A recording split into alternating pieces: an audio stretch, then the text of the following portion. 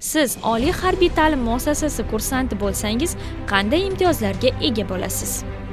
Avvalo, 100% davlat granti asosida ta'lim olasiz. Shuningdek, sizga o'qish davomida har oylik stipendiya ham beriladi.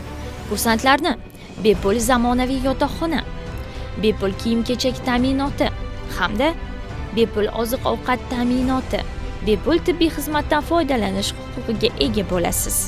Shuningdek, bitiruvchilarga leytenant harbiy unvoni berilib, ularning bandligi 100% ta'minlanadi. 2 diplom, fuqarolik hamda harbiy kasbga mo'ljallangan mutaxassislik beriladi. Agar siz talaba bo'lsangiz, mutaxassisligingiz turdosh harbiy sohaga to'g'ri kelsa, o'qishingizni oliy harbiy ta'lim muassasasida davom ettirishingiz mumkin. Kursantlar o'qish davomida shahar transport vositalarida bepul yurish, madaniy va ko'ngilochar maskanlarga bepul kirish imtiyozi hamda ta'til vaqtida uylariga borish uchun bepul temir yo'l va aviachiptalar taqdim etiladi.